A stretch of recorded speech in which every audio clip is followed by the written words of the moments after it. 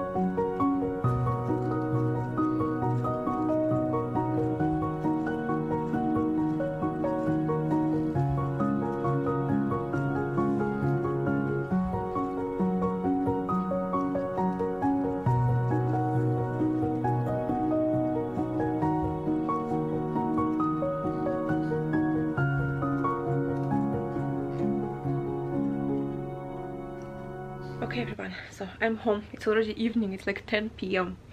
I finished reading Prince on page 95 at the coffee shop. Now I'm home. I came home and I was like uploading my video, then I was answering some of the comments that I could, because I still want to answer your comments. So I haven't read after that, so I will be reading now. And I still have my 20 pages of Don Quixote to read today. So yeah, this is the plan for the evening. Finish, I think I can maybe not, if not completely finish, because I have like 55 pages to go till I finish like this part right here. I think I can do it because it reads easily. This novel is so strange. This novel is very weird. In the beginning I couldn't even understand what was going on.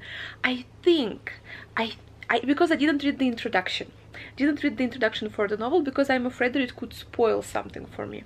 But I will read it after I read the novel because I feel like I need some explanations because it is so strange. This novel is so weird. Something is happening and I don't understand what is happening. I think it is this man who is sick. Actually the way the writer described his own novel was, it is a novel about a man who had cough and died. This was the way the author explained his novel.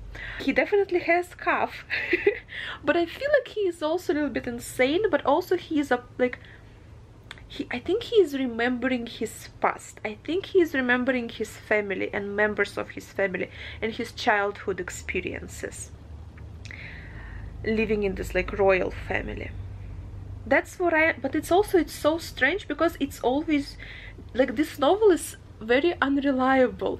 The first thing that kind of jumps to your attention is that it's sometimes told in the third person, but sometimes it suddenly jumps to the first person narration, and then this first person narration jumps from one person to another. So for example, in one part of the novel you read I did this from the position of the prince, like the prince is I, and then in another part of the novel you will read I did that from a position of his maid, for example. So I is the maid, and like you always have to pay attention who is current I because it's always jumping, and sometimes it's just even third narration.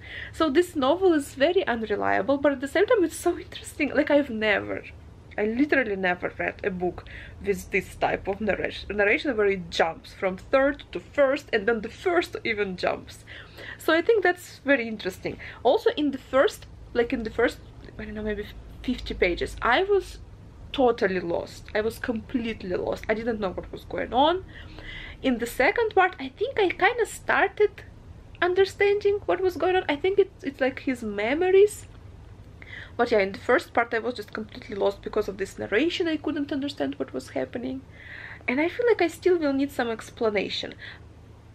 From the footnotes that sometimes appear. There isn't many footnotes here, but from some footnotes that appear, I kind of understand that probably it is related to Iranian history very much. So I feel like if I knew Iranian history, I would probably understand this much better.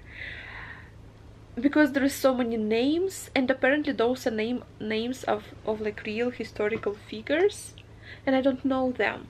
And so that's why I'm saying, like, I probably will have to read, maybe it would be a good idea to read the introduction before the novel, but again I was afraid that it would spoil me. So yeah, I will just finish reading the novel and then I will read the introduction. I feel like I will have to reread it because it's so confusing. It is so confusing, but like in a good way. It's, you know, it is confusing and sometimes like discouraging, I would say, especially like in the very beginning of the novel. I was kind of discouraged, but then the more I continued reading, I kind of got into it, and now in the second part it's actually getting very interesting because you kind of understand who is present in the house. In the beginning I couldn't even understand who was present in the house. Was it just Prince and his maid? Was it Prince and somebody else? How many people were in the house? What was happening? Now I feel like it's kind of starting to take shape, and I'm starting to understand a little bit, not completely, but a little bit what's going on and who is talking. It's starting to make a little bit of sense. So yeah, very interesting novel, very interesting, just like from this even storytelling point of view. So yeah, I'm continuing with this. I have 55 pages left. I will do my best to finish, and then if not, I still want to read at least like some pages of Don Quixote today, at least, maybe if not 20, at least, I don't know, 10. So we will see. Okay, I will continue reading. Stop talking, keep reading.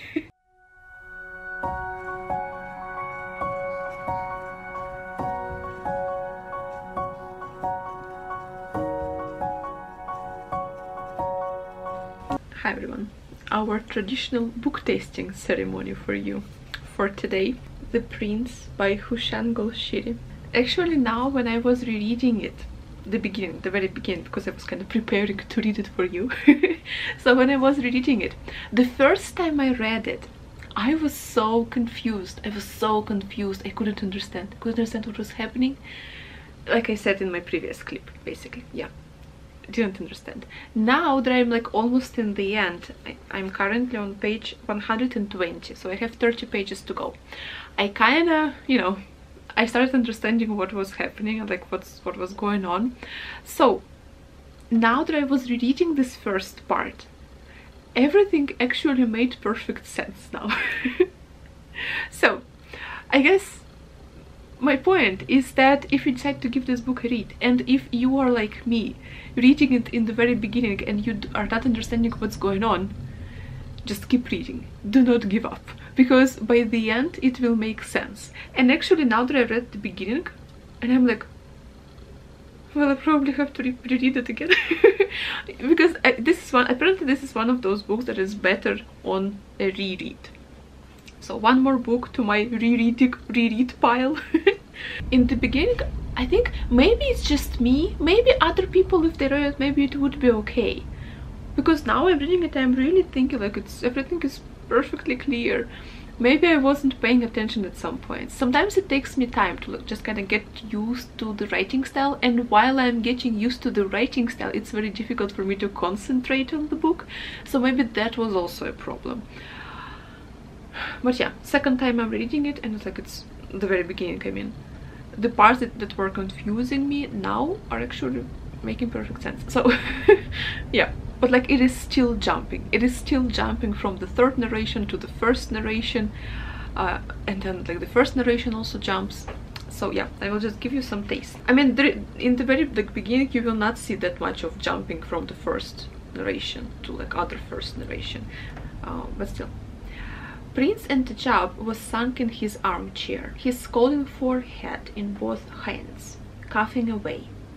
Once his maid had come upstairs, and once his wife.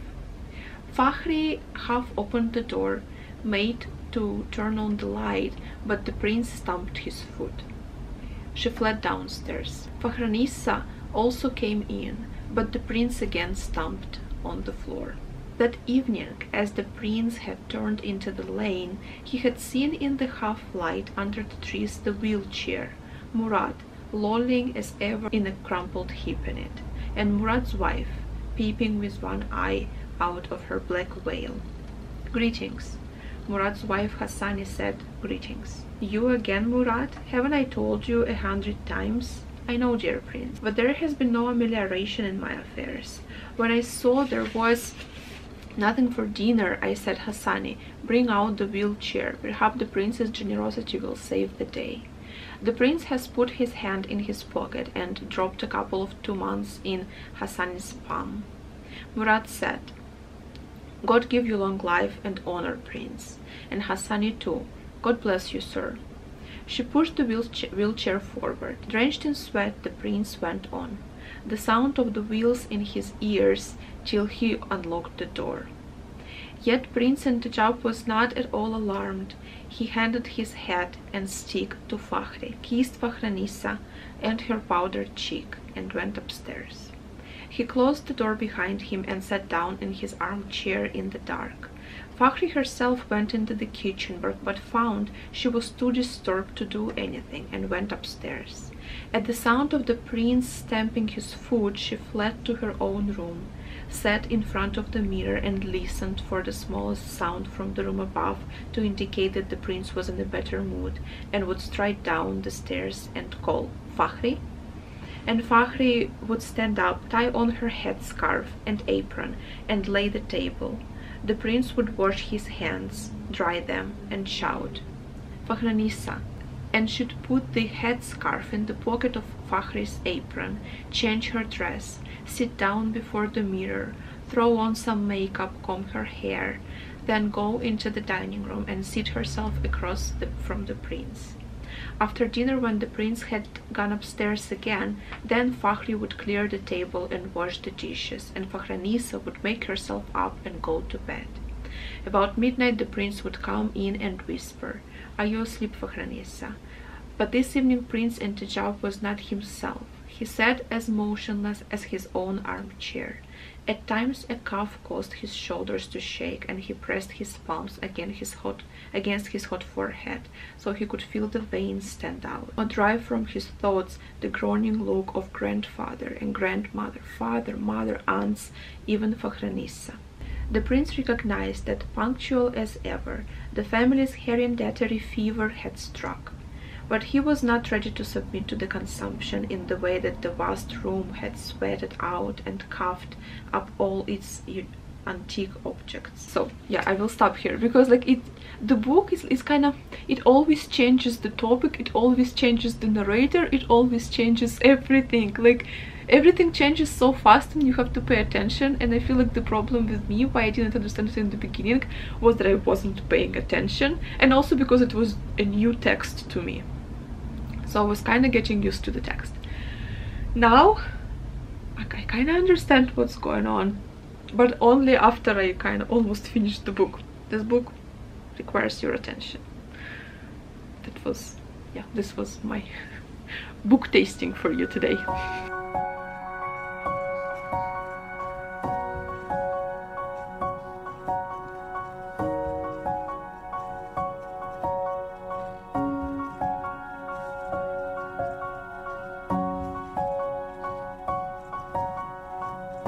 Hi everyone, good morning.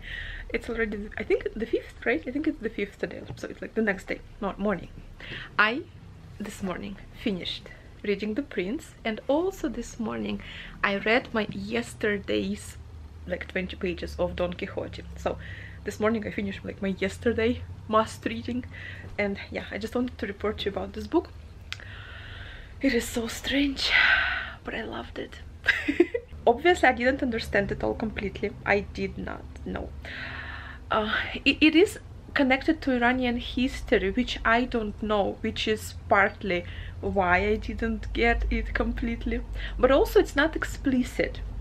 Like, after I read the novel, I read a little bit of the introduction, and the translator who wrote the introduction as well, he says that this Pahlavi monarchy, which was reigning in Iran since 1925 till 1979, so until the Iranian Revolution, and it says that this Pahlavi monarchy, even this monarchy didn't recognize itself in this book. It only recognized itself after the book was made into the movie, and the movie was more explicit.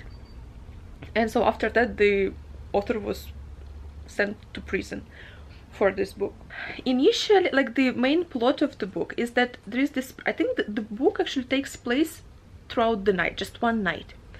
And so we follow this prince who is sick. He is sick with consumption, and this consumption runs in his family. His parents died of consumption, his grandparents died of consumption, and so now he is also sick with this consumption. He is not delirious, he is just remembering his family. He is remembering certain episodes from his childhood and from growing up. He is remembering how he met his wife. So in the first part of the novel, it's him just remembering random episodes from his life connected to different members of the family, because the room that he is sitting in is filled with portraits of his grandparents, his parents.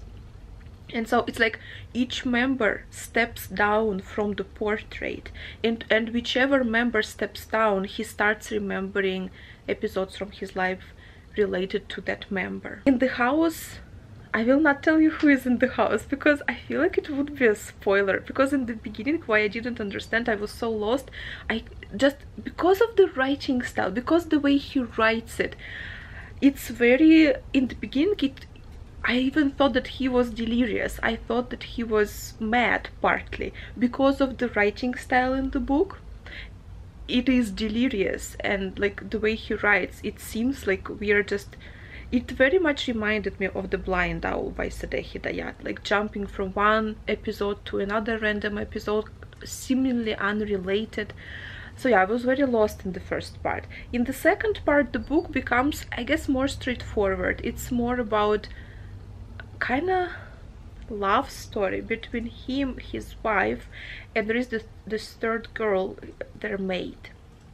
And his wife and this maid, they have even similar names, which is like the name of the maid is kind of shortened form of his wife's name.